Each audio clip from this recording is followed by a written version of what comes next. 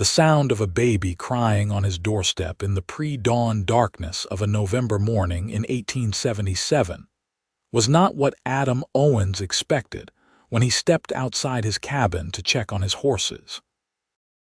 The air hung cold and sharp in Downieville, California, the mining town nestled in the Sierra Nevada mountains, and frost covered the wooden planks of his porch like scattered diamonds. There, bundled in a faded blue blanket that had seen better days, lay an infant girl with a shock of dark hair and lungs powerful enough to wake half the territory. Adam stood frozen, his hand still on the door, his breath forming clouds in the frigid air. He was a tall man of 26 years, hardened by life on the frontier but not yet cruel from it. His dark hair fell past his collar, and his weathered hands bore the scars of ranch work and the occasional saloon brawl. He looked left and right down the empty dirt road, searching for whoever had left this child, but saw nothing except the orange glow of dawn beginning to paint the mountain peaks. Next to the baby, weighted down by a smooth river stone, was a piece of paper. Adam bent down, his knees cracking slightly, and picked up the note with careful fingers. The handwriting was shaky, desperate. Her name is Julia. Her mother died bringing her into this world 2 weeks past. I cannot care for her. You are a good man, Adam Owens. Please raise her as your own. May God forgive me. There was no signature, just a smudge that might have been a tear. Adam's throat tightened as he read the words again. He knew most folks in Downieville, but the handwriting meant nothing to him.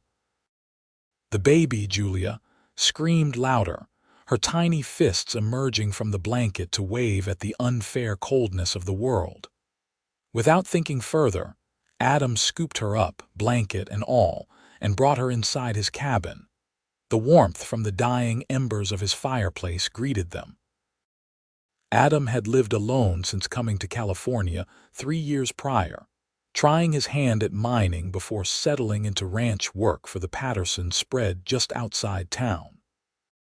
His cabin was simple but clean, a single room with a bed in one corner, a table and 2 chairs, a fireplace, and shelves holding his few possessions. "All right now, all right," Adam murmured, bouncing the baby awkwardly. He had never held an infant before. Julia's cries softened to whimpers as she felt the warmth and the movement. Her eyes, when they opened, were the deepest brown he had ever seen, ringed with impossibly long lashes. The reality of his situation crashed over him like a wave. He was a single man with a demanding job and no experience with children, let alone a baby barely 2 weeks old. But as he looked down at Julia's tiny face, her mouth forming a perfect O as she yawned, something shifted in his chest. Whoever had left her here had trusted him with the most precious thing in the world. His first priority was feeding her. Adam knew babies needed milk, but he had none. He wrapped Julia securely in the blanket, tucked her into the crook of his arm, and headed out into the awakening town. The main street of Downieville was beginning to stir, smoke rising from chimneys, and the sound of the Yuba River rushing past the settlement, providing a constant backdrop. He headed straight for the home of Martha Brennan, a widow who ran a boarding house and was known for her practical nature and kind heart. Adam knocked firmly on her door, and when she answered, still in her dressing gown with her gray hair in a braid over her shoulder, her eyes went wide at the sight of the baby. "Adam Owens, what on earth?" "She was left on my porch, Mrs. Brennan. There was a note. Her mother passed, and I don't know who left her, but she needs milk, and I don't know the first thing about babies." Martha ushered him inside immediately, her expression shifting from shock to determination. "Let me see her." She took Julia with practiced hands, examining her with a critical but gentle eye. "She looks healthy enough, poor mite. You are going to keep her then? The note asked me to raise her as my own." Adam ran a hand through his hair. "I cannot turn away a baby. What kind of man would that make me? A practical one, some might say, but I see you have already decided. Martha smiled, the lines around her eyes crinkling. You will need help, Adam. A baby is no small undertaking. Over the next hours, Martha became Adam's salvation. She sent her teenage son to the general store for bottles and cloth for diapers, showed Adam how to mix milk from the local dairy with a bit of warm water to make it easier on Julia's stomach, and demonstrated the proper way to hold and burp a baby. Adam watched everything with intense concentration, committing each step to memory. "Why do you think someone left her with you?" Martha asked as she watched Adam give Julia her bottle, his large hands surprisingly gentle. "The note said I was a good man, but I hardly know what that means. I work, I stay out of trouble mostly. I helped fix the church roof last summer." He shook his head. Perhaps they had nowhere else to turn. Or perhaps they truly did see something good in you, Martha said softly. Not every man would take this on, Adam. Most would have brought her straight to the territorial authorities, let her become a ward of the state. "That is no life for a child if it can be helped," Adam replied, his jaw set. "She deserves better." Word spread through Downieville with the speed that only small-town gossip could achieve. By noon, half the town knew that Adam Owens was raising a foundling baby. Some folks whispered their doubts, wondering if the child was secretly his own by some saloon girl he was too ashamed to marry. Others saw it as an act of Christian charity. Adam ignored the talk and focused on learning how to care for Julia. The first weeks were brutal. Julia woke every few hours through the night, hungry and demanding. Adam learned to function on broken sleep, stumbling through his days at the Patterson Ranch with gritty eyes and aching muscles. His boss, Jacob Patterson, was a gruff man in his 50s who had raised 6 children of his own. "Boy, you look like death warmed over," Jacob observed one afternoon as Adam mended a fence line. "The baby does not sleep long," Adam admitted. Jacob studied him for a long moment. "You are really doing this, raising that child alone?" "I am, sir." A slow smile crossed Jacob's weathered face. "Then you will need more flexible hours. Come in later if you need to. We will make it work. A man raising a child on his own deserves some accommodation." Adam felt gratitude swell in his chest. "Thank you, Mr. Patterson. I will not let you down." "I know you will not, and Adam, you are doing a good thing." As the months passed, Adam settled into a routine. He learned to recognize Julia's different cries. The hungry one versus the tired one versus the one that meant she needed changing. He learned to cook while holding her on one hip, to clean his cabin one-handed, to sing lullabies in his rough, off-key voice that somehow always soothed her back to sleep. The women of Downieville rallied around him in ways he had not expected. Martha Brennan checked in regularly, bringing hand-me-down baby clothes from families whose children had outgrown them. Sarah Chen, who ran the laundry, offered to wash Julia's diapers and clothes for a reduced rate. Even stern-faced Henrietta Walsh from the general store began slipping him small toys and teething rings, refusing payment with a wave of her hand. Julia grew from an infant into a chubby, happy baby with a smile that could light up a room. She had a laugh like bubbling water, and she reached for Adam whenever he entered her line of sight. He was her whole world, and increasingly she became his. Years flowed past like the Yuba River, constant and inevitable. Julia took her first steps at 11 months, launching herself from the chair toward Adam with such confidence that he barely caught her before she tumbled. Her first word was "da," and Adam felt his throat close with emotion. He was not her father by blood, but he was her father in every way that mattered. By the time Julia was 3, she was a fixture in Downieville, toddling after Adam when he went to town, her dark hair in braids that he had learned to plait with surprising skill. She was bright and curious, asking endless questions about everything she saw. Why was the sky blue? Where did the river go? What made the horses run? Adam answered every question with patience, fostering her curiosity. He read to her every night from the few books he owned, teaching her letters and numbers.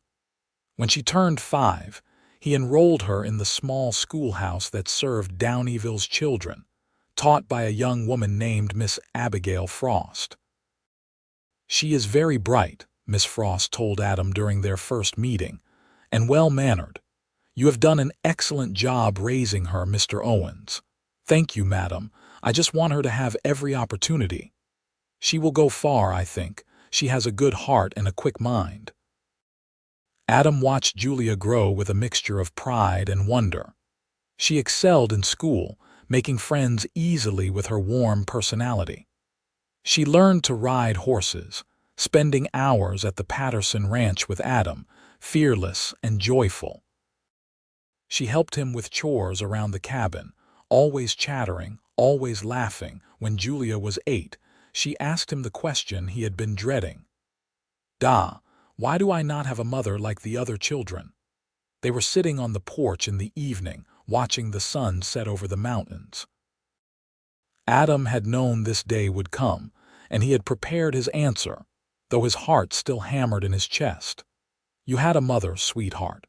She loved you very much, but she got sick and went to heaven when you were just a tiny baby. Someone who cared about you brought you to me because they knew I would take care of you." Julia processed this, her small brow furrowed. "So you are not my real father." "I am your real father in every way that counts," Adam said firmly, taking her small hand in his larger one. "I have raised you since you were 2 weeks old. I have loved you every single day. Blood does not make a family, Julia. Love does." She looked up at him with those deep brown eyes, and then she smiled. "I am glad they brought me to you, Da. So am I, sweetheart, so am I." The years continued their march.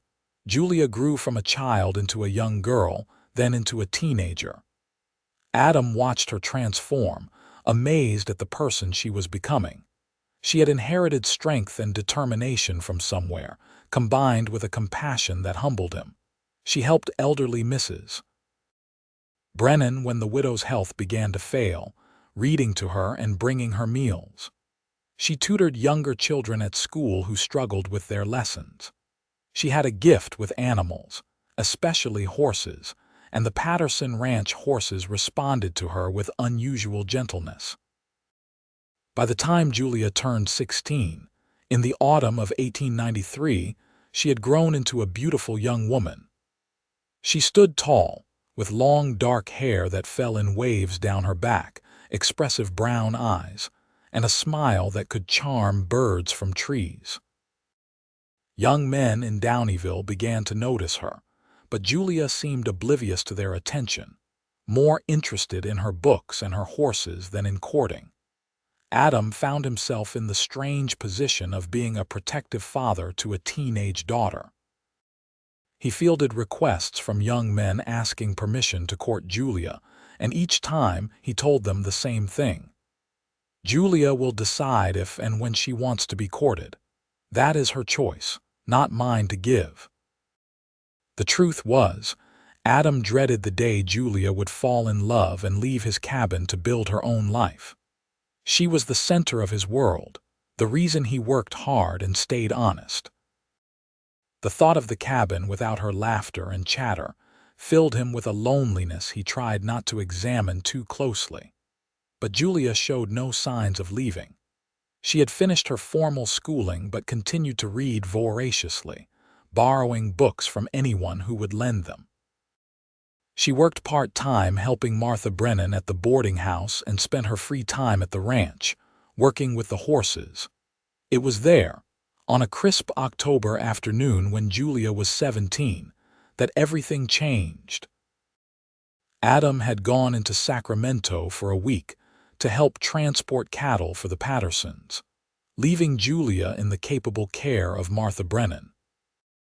Julia had promised to stay out of trouble, But when a telegram arrived at the ranch saying that a new horse trainer was arriving from Wyoming, she could not resist going to see. She was in the main corral, working with a young mare that had been skittish since birth, when she heard the sound of hooves approaching. Julia looked up to see a stranger riding into the ranch yard, leading a pack horse behind him. He was young, probably in his early 20s, with sandy hair and blue eyes that seemed to take in everything at once. He sat his horse with the easy grace of someone who had spent his entire life in the saddle. Their eyes met across the dusty corral, and Julia felt something shift in her chest, a feeling she had never experienced before. The stranger dismounted, tied his horses, and walked toward the corral fence, his gaze never leaving her. "You must be Julia Owens," he said, his voice carrying a slight Wyoming drawl. "Jacob Patterson told me about you, said you had a way with horses." "I do my best," Julia replied, trying to keep her voice steady. "And you are Andrew Oliver. I am the new horse trainer Mr. Patterson hired. Just arrived from Cheyenne." Andrew Oliver. The name suited him, Julia thought. There was something about him that seemed both familiar and exciting, like a book she wanted to read cover to cover. Over the next few days, Julia found herself drawn to the ranch more and more, telling herself it was because she wanted to learn from the new trainer. Andrew was patient and knowledgeable, with techniques for working with horses that Julia had never seen before. He treated the animals with respect and gentleness, never using force when patience would work better. They talked as they worked, at first about horses and ranching, but gradually about everything else. Andrew told her about growing up in Wyoming, the youngest of 4 brothers, learning to break horses when he was barely big enough to climb into a saddle. Julia told him about her childhood in Downieville, about the father who had raised her alone, about her love of learning and books. "Your father sounds like a remarkable man," Andrew said one afternoon as they cooled down the horses after a training session. "He is the best man I know," Julia replied without hesitation. "He gave up everything to raise me, a baby that was not even his own. I owe him everything. He is lucky to have you as a daughter." Julia felt heat rise in her cheeks at the sincerity in Andrew's voice. She had never been affected by compliments from the boys in Downieville, but something about Andrew made her heart race and her palms sweat. When Adam returned from Sacramento, Julia was bursting to tell him about the new trainer, about the techniques she was learning, about everything except the way her heart jumped whenever Andrew smiled at her. Adam listened with his usual patience, but she caught him watching her with a strange expression, something between amusement and concern. That evening, as they prepared supper together in the cabin, Adam said carefully, "This Andrew Oliver seems to have made quite an impression." "He is very knowledgeable about horses," Julia said, focusing intently on cutting vegetables. "I am sure he is. Jacob speaks highly of him." Adam paused. "He is also a young single man, and you are a beautiful young woman. I am not blind, Julia." Julia set down her knife and turned to face her father. You do not have to explain anything to me," Adam said gently. "You are 17 years old, almost 18. It is natural for you to notice young men and for them to notice you. I just want to make sure that any man who courts you is worthy of you." "I hardly know him yet," Julia protested, but she could not help the smile that tugged at her lips. Adam studied her face, and she saw understanding dawn in his eyes, mixed with something that looked like sadness. "You care about him already. I can see it in your eyes." "Is that so terrible?" "No, sweetheart, it is not terrible at all. It is just that you are my little girl, and the thought of losing you to someone else is harder than I expected it to be." Julia crossed the room and threw her arms around her father, burying her face against his chest like she had done since she was small. "You will never lose me, Da. No matter what happens, You will always be my father." Adam held her tight, and she felt him press a kiss to the top of her head. "I know. But you have your own life to live, Julia, and if this young man makes you happy, then I will do my best to welcome him, even if it breaks my heart a little to share you." Over the following weeks, Julia and Andrew grew closer.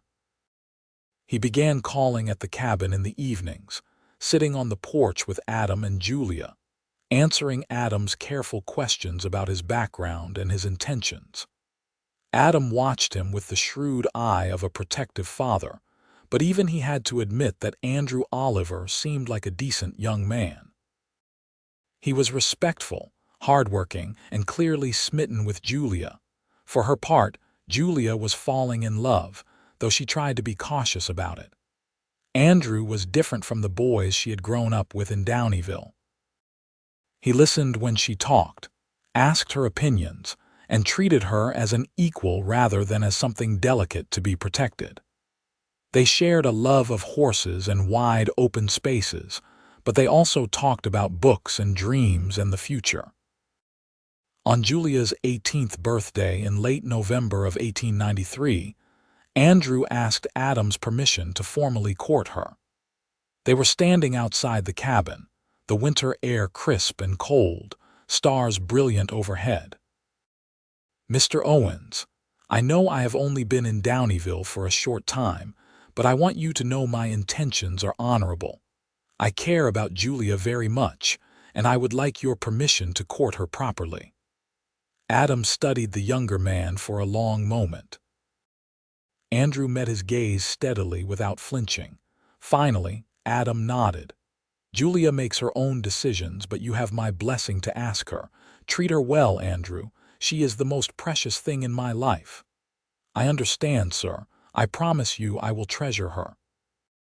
When Andrew asked Julia, her answer was an immediate yes.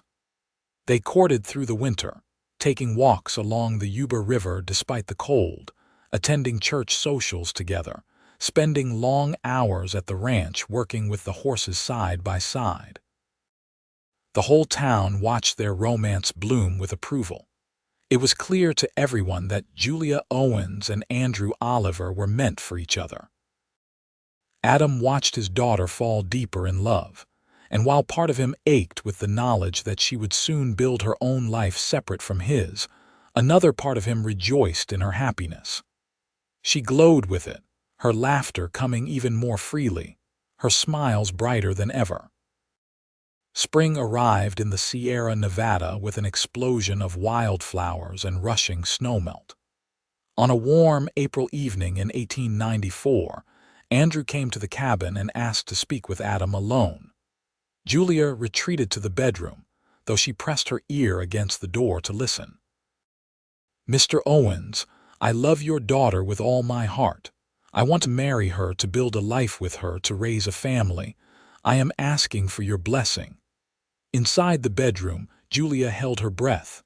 Adam was quiet for a moment. Then he said, "Andrew, when Julia was left on my porch as a baby, I had no idea what I was doing. I just knew that I had to try, that she deserved someone to love her and raise her right. Watching her grow into the woman she is has been the greatest joy of my life. If I give you my blessing to marry her, you have to understand what you are taking on. Julia is strong-willed and independent. She will not be content to just keep house. She will want to work with horses, to have her own pursuits. Can you accept that, sir? That is exactly why I love her. I do not want to change her. I want to build a life with her where we are partners in everything." Adam's voice was rough with emotion when he spoke again. "Then you have my blessing, Andrew. Welcome to the family." Julia burst from the bedroom, tears streaming down her face, and threw herself into Andrew's arms. He laughed and caught her, spinning her around. "I take it you heard all that, every word." "Yes, Andrew, yes." Adam watched them with tears in his own eyes, happy and sad all at once. His little girl was all grown up. They were married on a sunny June morning in 1894 at the small church in Downieville. Julia wore a simple white dress that Martha Brennan had helped her make, with wildflowers in her hair. Adam walked her down the aisle, and when the preacher asked who gave this woman to be married, his voice cracked as he said, "I do." The whole town turned out for the celebration afterward. There was music and dancing and food enough for everyone. Adam danced with his daughter, holding her close as the fiddle played. "Thank you, Da," Julia whispered, "for everything, for taking me in, for raising me, for loving me, for letting me go." "I am not letting you go, sweetheart. I am just making room in my heart for one more person to love." Adam smiled through his tears. "You are going to be so happy, Julia. I can feel it. I already am." Andrew and Julia moved into a small house on the Patterson ranch, close enough that Julia could visit Adam regularly, but far enough to build their own life. Adam adjusted to living alone again, but it was different this time. The cabin felt emptier without Julia's presence, and the silence pressed in on him during the long evenings. He threw himself into his work, taking on extra hours at the ranch to keep busy. Jacob Patterson noticed the change in him but said nothing, understanding that Adam was dealing with the loss in his own way. Months passed. Julia and Andrew were blissfully happy, building their life together. Julia continued to work with the horses, and Andrew often said she was a better trainer than he was. They talked about starting a family but were in no rush, enjoying their time as newlyweds. It was Julia who noticed that her father seemed lonely. She saw it in the way his smile did not quite reach his eyes anymore, in the way his shoulders sagged when he thought no one was watching. She visited him as often as she could, bringing him meals and making him laugh with stories about the ranch and her life with Andrew. But she could tell it was not enough. One evening in early autumn, Julia sat on the porch of the cabin with Adam, watching the sun set just as they had done countless times throughout her childhood. "Da, are you happy?" Adam looked at her in surprise. "Of course I am happy. You are happy, and that is all that matters to me." "That is not what I asked. Are you happy? For yourself?" He was quiet for a long moment. "I am content." "That is not the same thing." Julia took his hand. "You spent 18 years raising me, putting my needs before your own. You never courted anyone, never thought about your own future because you were so focused on mine. But I am grown now, Da. I am married and settled. Do not you think it is time you thought about your own happiness?" "I am too old to be thinking about romance," Adam said with a shake of his head. "I am 43 years old, Julia." "That is not old at all. There are plenty of women in Downieville who would be happy to keep company with you. Mrs. Sarah Chen has been a widow for 3 years now, and I have seen the way she looks at you. Julia, or Miss Rebecca Foster, the new schoolteacher who replaced Miss Frost when she retired. She is closer to your age and very kind." Adam could not help but smile at his daughter's matchmaking attempts. "I appreciate your concern, but I am fine on my own. Are you, though?" Really and truly, her question hung in the air between them. Adam wanted to say yes, to insist that he was perfectly content with his solitary life, but he could not bring himself to lie to Julia. The truth was, the cabin felt too quiet now. He missed having someone to talk to in the evenings, missed the sound of laughter filling the space, missed feeling like he had purpose beyond just working and sleeping. Before he could answer, the sound of a wagon approaching drew their attention. A woman was driving, and even in the fading light, Adam could see she was struggling to control the horses. The wagon lurched and swayed dangerously as it came down the road toward his cabin. Without thinking, Adam ran into the road, waving his arms. "Whoa there! Slow down!" The woman pulled hard on the reins, but the horses were spooked, their eyes rolling white. Adam grabbed the lead horse's bridle, using his weight and voice to calm the animal. "Easy now, easy. You are all right." Julia ran to help, taking the other horse's bridle, and together they managed to bring the wagon to a stop. The woman in the driver's seat was breathing hard, her face pale in the twilight. She was perhaps in her late 30s, with auburn hair falling loose from its pins and green eyes wide with fear. "Thank you," she gasped. "The horses just bolted. Something spooked them back near town, and I could not get them under control." "Are you hurt?" Adam asked, still holding the bridle. "No, I am fine, just shaken." The woman looked at him properly for the first time, and recognition flashed in her eyes. "You are Adam Owens, are not you? Martha Brennan told me about you." "I am, and you are, Jane Vance. I just arrived in Downieville yesterday. I am the new seamstress, taking over old Mr. Henderson's shop since he retired." Julia stepped forward with a warm smile. "Welcome to Downieville, Miss Vance. I am Julia Oliver, and I am pleased to meet you." "Mrs. Oliver," Jane said, some color returning to her cheeks. "Mrs. Brennan mentioned you as well.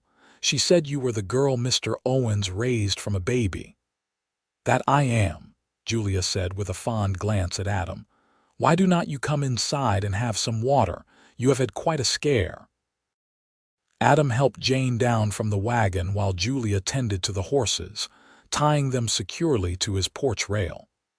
Inside the cabin, Adam poured water from the pitcher and handed it to Jane, who drank gratefully. "I apologize for the trouble," Jane said, her hand still trembling slightly around the cup. "I am not used to driving a wagon. I came from San Francisco, where I mostly walked everywhere, but I needed to transport my sewing supplies from the boarding house to the shop, and Mrs. Brennan let me borrow her wagon." "No trouble at all," Adam assured her. "These things happen." The horses seemed calm now, probably just a snake or some other small creature that startled them. In the lamplight of the cabin, Adam could see Jane more clearly. She had a kind face, with laugh lines around her eyes and mouth. She wore a simple but well-made dress that spoke to her profession as a seamstress. There was something about her that put him at ease, a warmth in her manner that reminded him of his late mother. Julia was watching them both with barely concealed interest, and Adam shot her a warning look that she blithely ignored. "How are you finding Downieville so far?" Julia asked. "It must be quite different from San Francisco." "It is certainly quieter," Jane said with a small laugh, "but I like it. I grew up in a small town in Oregon before I moved to the city. I missed the sense of community where everyone knows everyone else." "Why did you leave San Francisco?" Adam found himself asking, then felt his face heat. "Forgive me, that is too personal a question." "It is all right." Jane's smile was sad. "My husband passed away 2 years ago. We had no children, and San Francisco was full of memories. I wanted a fresh start somewhere new." "I am sorry for your loss," Adam said quietly. "Thank you. It has gotten easier with time, but I was ready for a change." Jane looked around the cabin, her gaze lingering on the bookshelf and the neat tidiness of everything. "You have a lovely home, Mr. Owens." "Thank you. It is just me now that Julia is married and has her own place." Julia saw her opportunity and pounced. "My father gets lonely in this big cabin all by himself. I keep telling him he should spend more time in town, get to know people better." Adam gave her a look that clearly said he knew exactly what she was doing, but Julia just smiled innocently. Jane stood, setting down her water cup. "I should get the wagon back to Mrs. Brennan before it gets any darker. Thank you both for your help. I truly appreciate it." "Let me drive you back," Adam offered, "just to make sure the horses do not give you any more trouble." "Oh, I could not ask you to do that." "You are not asking. I am offering." "Julia, can you follow on horseback and bring me back?" "Of course, da." Julia was practically glowing with satisfaction. Adam drove the wagon back to town with Jane sitting beside him on the bench seat. They talked during the short journey, easy conversation about Downieville and its people, about Jane's plans for her seamstress shop, about the changing seasons. Adam found himself relaxing in her company, enjoying the conversation in a way he had not expected. When they reached Martha Brennan's boarding house, Adam helped Jane down from the wagon. "If you need any more help getting settled, please do not hesitate to ask. Downieville might be a small town, but we take care of our own." "That is very kind of you, Mr. Owens. Perhaps I will take you up on that offer." Jane smiled at him, and Adam felt something stir in his chest that he had not felt in years, if ever. Julia arrived on horseback a moment later, and they bid Jane good night. As they rode back to the cabin together, Julia could not contain her excitement. She is lovely. And did you see the way she smiled at you?" "Julia, do not start. I am just saying she is new in town and you were very kind to her. It would not hurt to be friendly, maybe offer to show her around. I am sure Mrs. Brennan will take care of that." But despite his protests, Adam found his thoughts returning to Jane Vance over the next few days. There had been something about her, something that made him want to know more. He told himself he was being foolish, that he was too old and set in his ways to be thinking about courting anyone. But the cabin seemed even quieter now, and he found himself wondering what Jane's laugh sounded like, what other stories she might tell about her life in San Francisco. A week later, Adam was in town buying supplies when he saw Jane through the window of her new shop. She was arranging bolts of fabric on shelves, standing on a stool to reach the higher ones. He watched for a moment, then made a decision and walked inside. A bell above the door chimed and Jane turned, her face lighting up when she saw him. "Mr. Owens, what a pleasant surprise. Miss Vance. I just wanted to check and see how you are settling in. Any more trouble with spooked horses?" Jane laughed, and the sound was warm and genuine. "No, thankfully, I have been sticking to walking for now. Mrs. Brennan told me she can teach me to handle horses better when the weather gets nicer in spring. Or I could teach you," Adam heard himself say. "I work with horses every day at the Patterson Ranch. If you would like to learn, I would be happy to show you." Jane's eyes widened slightly and a flush crept into her cheeks. "That is very generous of you, Mr. Owens. I would like that." "Adam, please. Mr. Owens makes me feel ancient. Only if you call me Jane." They smiled at each other, and Adam felt that stirring in his chest again, stronger this time. "Well then, Jane, how about this Sunday afternoon? I could bring a gentle horse to town and we could start with the basics." "I would like that very much, Adam." He left the shop feeling lighter than he had in months, and when he saw Julia later that day, she took one look at his face and grinned. "You saw her, did not you, Miss Vance?" "I may have stopped by her shop," Adam admitted. And I offered to teach her to handle horses on Sunday." Julia threw her arms around him in an exuberant hug. "Oh, I am so happy for you. It is just a riding lesson, Julia. Do not make more of it than it is."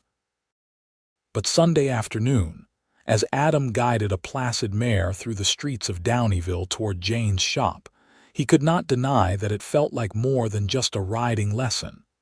Jane was waiting outside, wearing a practical split skirt and looking both nervous and excited. "Are you sure about this?" she asked as Adam dismounted. "I have never been very good with animals. You will be fine. Daisy here is the gentlest horse on the ranch. She is used to beginners." Adam held the horse steady as Jane approached cautiously. "First thing is, do not be afraid. Horses can sense fear and it makes them nervous. Just be calm and confident." He spent the next hour teaching Jane the basics: how to approach a horse, how to check the tack, how to mount properly. Jane was a quick learner, and soon she was sitting in the saddle, her initial nervousness replaced by delight. "I am doing it. I am actually on a horse." Adam laughed at her enthusiasm. "You are a natural. Now let us try walking, just gentle pressure with your heels." He kept one hand on Daisy's bridle, leading them in slow circles around the area behind Jane's shop. Jane grew more confident with each step, her smile widening. They continued the lessons every Sunday, and then Jane started finding other reasons to see Adam. She needed help fixing a stubborn window in her shop. She wanted advice on hiring a local girl as an apprentice. She wondered if Adam might like to join her for Sunday services at the church, since she did not know many people yet. Adam found himself saying yes to everything. He helped with the window, offered suggestions about apprentices, and sat beside Jane in the church pew, very aware of her presence next to him. They began taking walks together after church, talking about everything and nothing. Jane told him about her childhood in Oregon, about her marriage to a kind but practical man who had died of pneumonia. Adam told her about finding Julia on his porch, about the joy and terror of raising a baby alone, about watching his daughter grow into an amazing woman. "You did an incredible thing," Jane said one afternoon as they walked along the Yuba River. "Raising a child alone is hard enough for a woman. For a man to do it and do it so well, that is remarkable. I just did the best I could. Julia made it easy. She was such a good child. She adores you. I can see it whenever she talks about you. You are her hero." Adam felt his throat tighten with emotion. "She is my greatest accomplishment. Everything else I have done in my life pales in comparison to raising her." Jane stopped walking and turned to face him, her green eyes serious. "Adam, can I ask you something personal?" "Of course." "In all those years of raising Julia, did you never think about finding someone, getting married, giving Julia a mother?" Adam considered the question carefully. "I thought about it occasionally, but the truth is, I never met anyone who made me want to change my life. Julia and I had our routine, our life together. I did not want to bring someone in who might not understand that she came first, always. And I suppose I was worried that Julia might feel like I was trying to replace her mother, even though she never knew her mother. And now, Julia is grown and married. What do you want now?" Adam looked at Jane, at her kind face and patient eyes, and felt something shift inside him. "Now I think maybe I was wrong to close myself off to the possibility of companionship. Now I think that maybe I deserve to be happy too." Jane's face softened. "You do deserve to be happy, Adam. You deserve everything good." They stood there by the river, the autumn wind rustling the leaves around them, and Adam reached out to take Jane's hand. She let him, her fingers curling around his. "Jane, I know we have not known each other very long, but I find myself thinking about you all the time. I look forward to our Sundays together more than anything else in my week. I would like to court you properly, if you would allow it." "I would like that very much," Jane said softly. "I have not felt this way since my husband died. I was not sure I would ever feel this way again. But you make me happy, Adam. You make me want to take a chance on love again." Adam smiled, and for the first time in months, the smile reached all the way to his eyes. "Then let us take that chance together." News of Adam and Jane's courtship spread through Downieville with the usual speed. Julia was over the moon with joy, declaring that she had known from the moment she saw them together that they were meant for each other. Martha Brennan gave her approval with a knowing nod, saying she had suspected as much when Jane first arrived in town. Even taciturn Jacob Patterson managed a smile when Adam told him the news. Adam courted Jane with the same dedication he had applied to raising Julia. He brought her wildflowers picked from the meadows near the ranch. He escorted her to town socials and dances, proving to be a surprisingly good dancer despite his claims that he was rusty. He sat with her in her shop during quiet afternoons, reading while she sewed, just enjoying being in her presence. Jane, for her part, brought light and warmth back into Adam's life. She laughed easily and often, finding joy in simple things. She was kind and generous, volunteering her sewing skills to make clothes for families who could not afford new ones.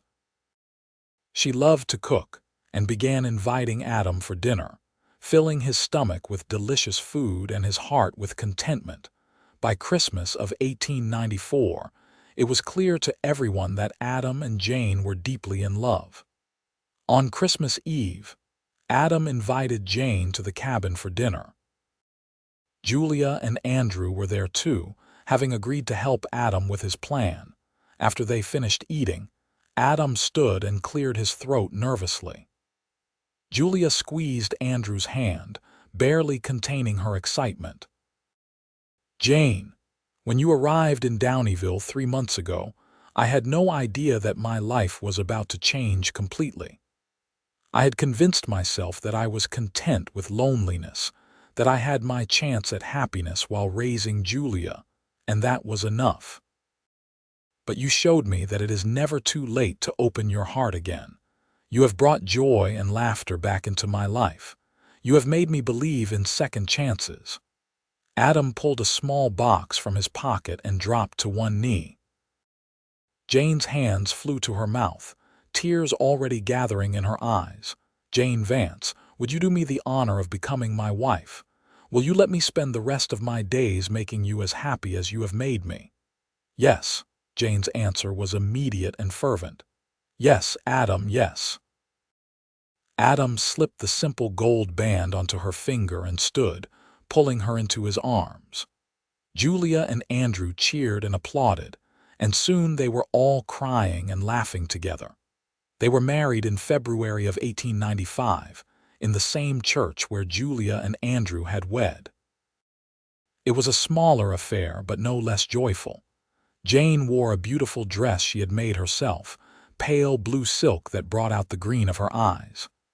Adam wore his best suit, his hair trimmed neatly, looking happier than anyone had ever seen him. Julia stood up with Jane as her attendant, and Andrew stood with Adam. When the preacher pronounced them man and wife, Adam kissed Jane with such tenderness that half the congregation wept. Jane moved into the cabin, bringing her belongings and her presence that transformed the space completely. She added curtains to the windows and rugs to the floors. She filled vases with flowers and cooked meals that made the cabin smell like a home. But more than the physical changes, she filled the space with love and warmth that had been missing. Adam had never been so happy. He woke each morning to find Jane beside him, her auburn hair spread across the pillow, and felt grateful for every moment. They fell into an easy rhythm, supporting each other's work and enjoying their time together. Jane continued to run her seamstress shop, and Adam continued at the Patterson Ranch, but their evenings were spent together, talking and laughing and planning their future. Julia visited often, delighted to see her father so content. She and Jane developed their own relationship, and Julia was thrilled to finally have a mother figure in her life. Jane never tried to replace the mother Julia had never known, but she offered guidance and friendship and love, and that was more than enough. In the summer of 1895, Julia discovered she was expecting a baby. She shared the news with Adam and Jane over Sunday dinner, and Adam's joy was boundless. He was going to be a grandfather, and the thought filled him with wonder. "This baby will have the best grandfather in the world," Julia said, hugging him tight. "Just like I had the best father." Jane squeezed Adam's hand under the table, her eyes shining with happiness for him. The baby, a boy they named Aaron, was born in January of 1896. Adam held his grandson for the first time with tears streaming down his face, marveling at the tiny fingers and the shock of dark hair so like Julia's had been when she was born. "He is perfect," Adam whispered. "Absolutely perfect." Julia watched her father cradle her son and felt her heart swell with love. Her family had grown in ways she had never imagined. She had a husband who adored her, a son who was healthy and strong, a father who had given her everything, and now a stepmother who had completed their family in unexpected ways. Over the next few years, life in Downieville continued its steady pace. Aaron grew into a bright, energetic toddler who loved visiting his grandfather's cabin. Julia and Andrew had a daughter 2 years after Aaron, naming her Amelia. Adam and Jane doted on both grandchildren, babysitting whenever Julia and Andrew needed a break and spoiling them with treats and affection. Jane and Adam's marriage remained strong and loving. They had their disagreements occasionally, as all couples do, but they worked through them with patience and communication. Jane's influence had softened some of Adam's rough edges, and Adam's steady presence had given Jane confidence she had not had before. One evening in the spring of 1899, Adam and Jane were sitting on their porch watching the sunset, much as Adam and Julia had done so many times before. Adam was 51 now, silver threading through his dark hair, but he was healthy and strong. Jane was 42, with laugh lines that had deepened from years of smiling. "You ever regret it?" Jane asked softly. "Taking in Julia all those years ago, your life would have been so different if you had turned her over to the authorities." Adam was quiet for a moment, thinking about the question seriously. "Not for a single second," he finally said. "Finding Julia on my porch was the best thing that ever happened to me. She gave my life purpose and meaning. She taught me how to love unconditionally. And raising her led me to you eventually. No, I have no regrets at all." "She changed both our lives," Jane agreed. "If she had not been there that night my wagon spooked, if you had not been on that porch with her, we might never have met. Fate works in mysterious ways." Jane leaned her head on his shoulder, and they sat in comfortable silence, watching the sky turn from gold to pink to purple. In the distance, they could hear the sound of children laughing, Aaron and Amelia playing in the yard of Julia and Andrew's house. "We have built something good here," Adam said. "A family, a life. It is more than I ever dreamed of having." "We have," Jane agreed. "And it all started with an act of compassion, a man who chose to take in a baby who needed him. You are a good man, Adam Owens, the best I have ever known." Adam pulled her closer, kissing the top of her head. "I am just a man who was lucky enough to be given second chances, first with Julia and then with you." As the stars began to appear in the darkening sky, Adam thought about the journey that had brought him here. From a lonely cowboy with a solitary life to a father, then a husband, and now a grandfather. Every moment of hardship, every sleepless night with baby Julia, every worry and fear he had faced while raising her alone, it had all been worth it for this. He thought about the note that had been left with Julia all those years ago, the desperate plea from someone who had trusted him to raise a baby as his own. He had done his best, and Julia had grown into an extraordinary woman. She had found love, built a family, and brought that family back to Adam in ways that had expanded his heart beyond measure. And he thought about Jane, who had come into his life when he had given up on the possibility of romance. She had shown him that it was never too late for love, never too late to open your heart to new possibilities. She had completed his life in ways he had not known were missing. The sound of a wagon approaching drew their attention. Julia and Andrew appeared, with Aaron and Amelia bouncing excitedly in the back. "We thought we would stop by before putting these two to bed," Julia called out cheerfully. "They wanted to say good night to Grandpa and Grandma." The children tumbled out of the wagon and ran up to the porch, launching themselves into Adam and Jane's laps. Adam caught Aaron and lifted him high, making the boy squeal with delight. Jane hugged Amelia close, listening to the little girl's excited chatter about the frog she had found by the river.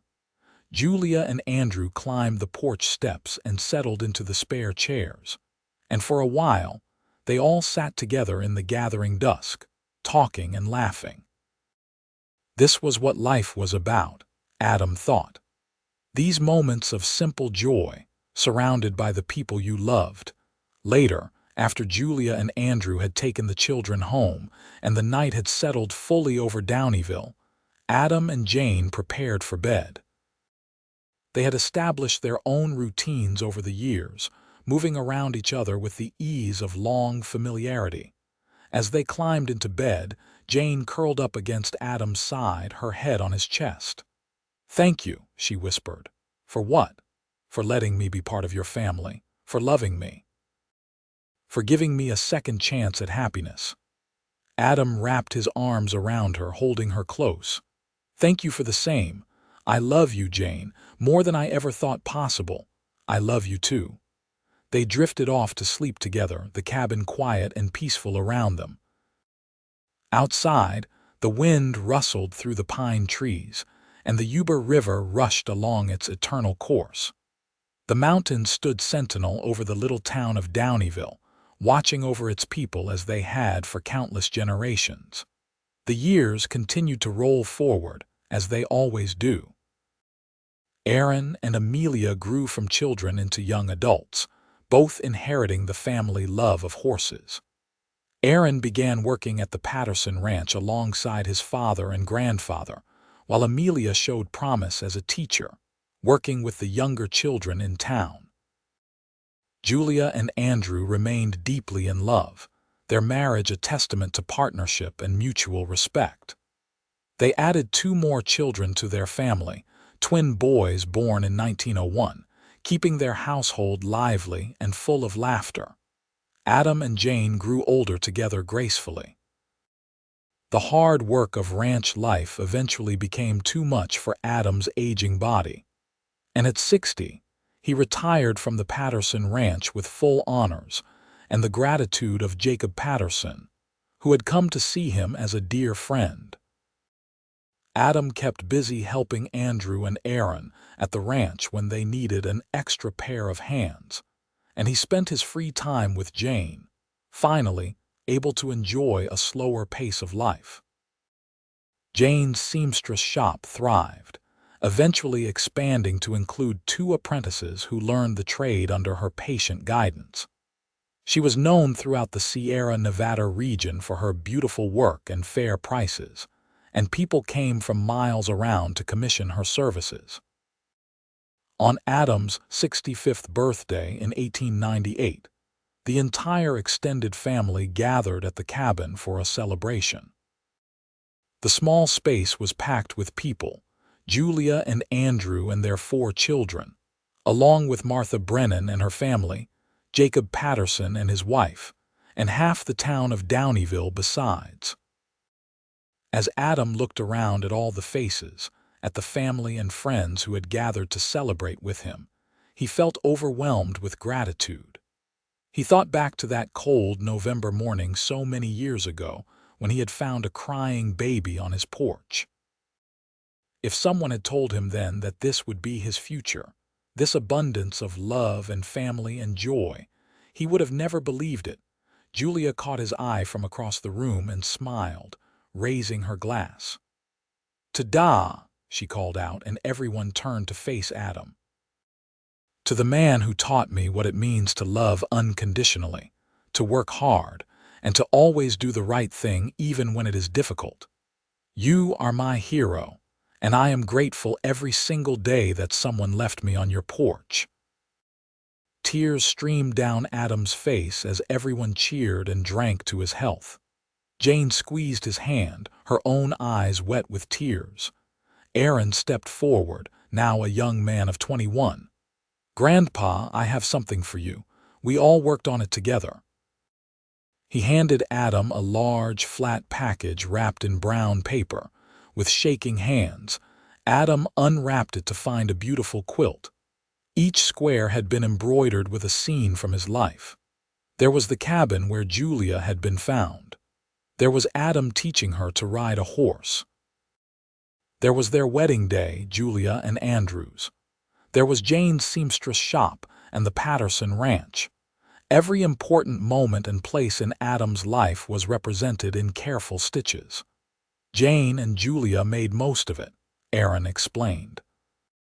But we all helped with ideas and some of the simpler squares.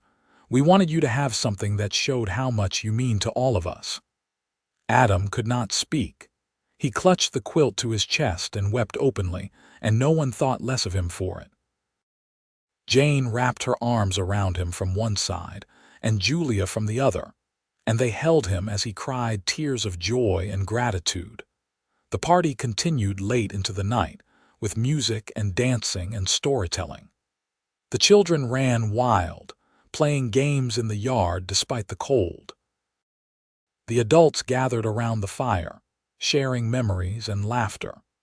As the guests finally began to leave, each one stopped to thank Adam for his friendship over the years, for the example he had set for the whole community. He had shown them all what it meant to be a good man, to put others first, to love with your whole heart. Finally, only Julia and her family remained, helping Jane clean up the remnants of the party. The children had fallen asleep on the floor, exhausted from playing. Andrew carried them one by one to the wagon, preparing to take them home. Julia lingered on the porch with Adam, just the two of them under the stars. "Thank you for tonight," Adam said, "for the quilt and the party and everything." "You deserve it and so much more," Julia replied. She took his hand, the same way she had done when she was a little girl. Do you remember what you told me when I was 8, when I asked why I did not have a mother? I told you that blood does not make a family, love does. You were right. You have always been right about the important things. This family we have built, it is not about blood. It is about the choices we make to love each other, to show up for each other, to be there through good times and bad. You taught me that. Adam pulled her into a hug, breathing in the familiar scent of her hair, though it smelled different now, like the lavender soap she made herself. "You have made me so proud, Julia. Every single day of your life you have made me proud to be your father. And you have made me proud to be your daughter." They stood there for a long moment, father and daughter, bound together not by blood but by something infinitely stronger. Then Julia pulled back and smiled. "I should get my sleepy children home, but I will see you Sunday for dinner." We would not miss it for the world. Adam and Jane stood on the porch, waving as the wagon pulled away, Julia and Andrew's forms disappearing into the darkness. Then they turned and went inside, closing the door on the cold night air. The cabin was warm and quiet, the fire burning low in the hearth. They prepared for bed slowly, tired but content.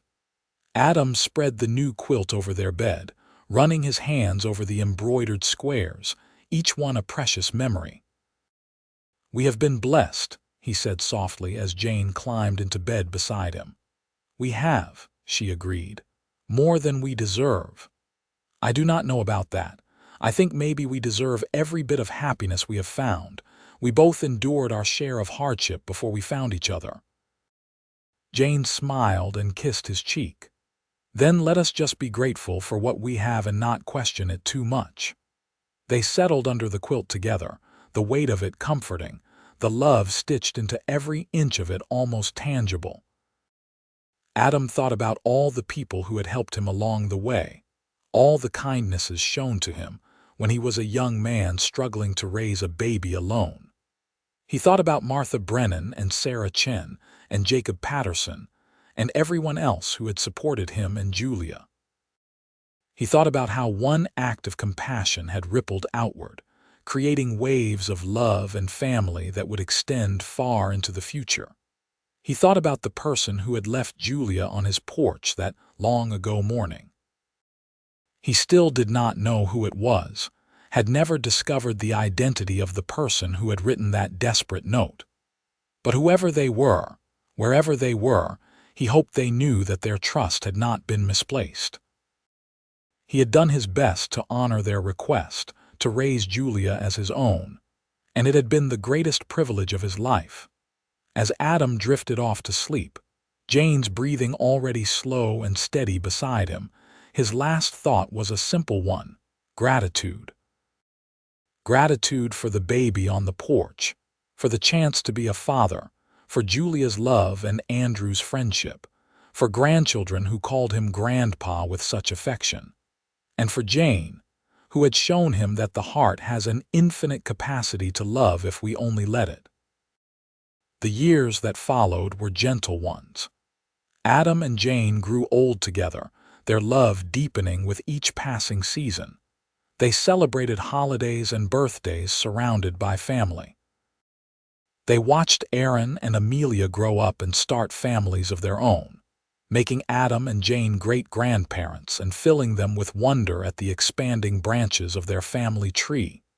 Julia remained close to her father until the end, visiting regularly, sharing her life with him.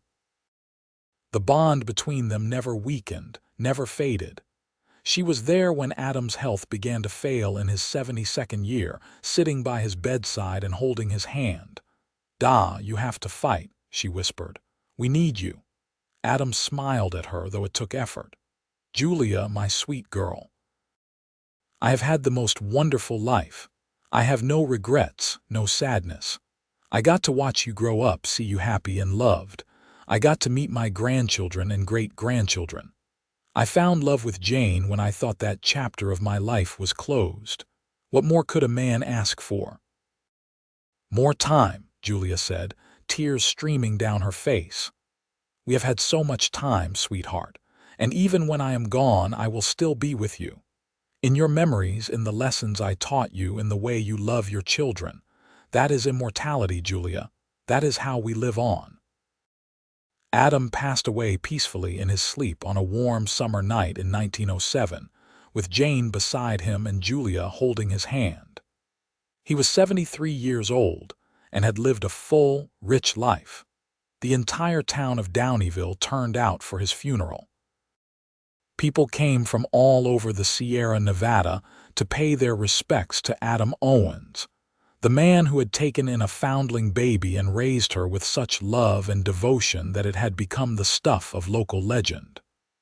They spoke of his kindness, his work ethic, his integrity, and his capacity for love.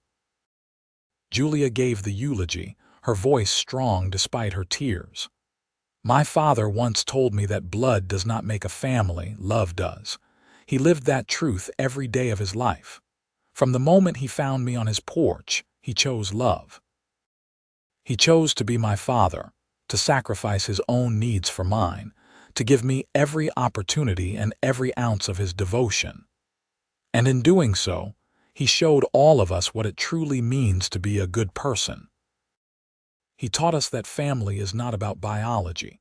It is about showing up and choosing to love, day after day, year after year. I am the woman I am today because of Adam Owens, and I will spend the rest of my life trying to live up to the example he set." They buried Adam in the Downieville cemetery, on a hillside overlooking the town he had called home for so many years. The headstone read, "Adam Owens, beloved father, husband, and grandfather, he taught us that love makes a family." Jane lived for another 8 years, continuing to run her seamstress shop and spending time with her stepchildren and grandchildren. She never remarried, saying that she had found the love of her life in Adam and needed no other. She kept the cabin exactly as it had been when he was alive, preserving it as a memorial to their life together. When Jane passed away in 1915, they buried her next to Adam and added to her headstone, "Jane Owens, beloved wife and mother. She completed our family." Julia lived well into her 80s, surrounded by children, grandchildren, and great-grandchildren. She told the story of how her father had found her on the porch over and over again, making sure each new generation understood the foundation their family was built upon. She told them about Adam's courage in taking in a baby when he was just a young man with no experience. She told them about his patience and love, about the sacrifices he had made, about the man he had been. The cabin where Adam and Jane had lived was maintained by the family, passed down through the generations. It became a gathering place where family reunions were held and stories were shared. The quilt that Julia and Jane had made for Adam's 65th birthday was carefully preserved, each square still bright with color and memory. And on a warm November day many years later, Julia's great-granddaughter stood in the cabin, holding her own newborn daughter. She looked around at the simple room, at the photographs on the walls showing generations of family, all stemming from one cowboy's decision to take in a crying baby on a cold morning in 1877. "This is where it all began," she told her daughter, though the baby was too young to understand. "This is where your great-great-great-grandfather Adam found your great-great-great-grandmother Julia. He did not have to take her in. He could have turned her over to the authorities and gone on with his simple, solitary life. But he chose love instead. He chose family. And because of that choice, you are here today, surrounded by more love than you can imagine." The baby cooed and grabbed at her mother's finger, and the woman smiled. She thought about the unknown person who had left Julia on that porch, desperate and heartbroken, trusting a stranger to do right by an innocent child. That person could never have imagined the legacy they set in motion, the generations of love and family that would spring from that one act. She thought about Adam, a young cowboy who could have so easily made a different choice, but who instead opened his heart and his home to a baby who needed him. His compassion and love had created ripples that extended forward through time, touching lives that had not yet been born when he first picked up that crying infant. And she thought about Julia, who had grown up knowing she was chosen, knowing she was loved not because of blood ties but because of deliberate, conscious love. That knowledge had shaped her into a woman of great compassion and strength, and she had passed those qualities down through her own children and their children in turn. The woman looked down at her daughter, at the tiny, perfect face, and made a silent promise. She would tell her this story, would make sure she knew where she came from and the love that had started it all. She would teach her that family is built on choice and love, not just biology. She would pass down the lessons that Adam had taught Julia all those years ago. Outside the cabin, the sun was setting over the mountains, painting the sky in shades of gold and pink. The Yuba River rushed by, its song unchanged from when Adam had first arrived in Downieville. The town had grown and changed, but the cabin remained, a testament to love and family and the power of compassion. And somewhere, in that space between memory and eternity, Adam and Julia and Jane all smiled, knowing that their love had created something that would never die. A family bound not by blood but by choice, not by obligation but by love. It was a legacy that would endure as long as the mountains stood and the river flowed, a reminder that sometimes the greatest families are the ones we choose, and the greatest love is the kind that opens a door and says, "Come in. You are home now, you are wanted, you are loved." The story that had begun with a crying baby and a desperate note had become a legend, passed down through generations, inspiring countless others to open their hearts to those in need. And it all started with one man, one choice, one cold November morning when Adam Owens looked down at an infant on his porch and decided that love was worth the risk, worth the sacrifice, worth everything. That is the power of love. That is the meaning of family. And that is the legacy of Adam Owens and the baby he raised as his own.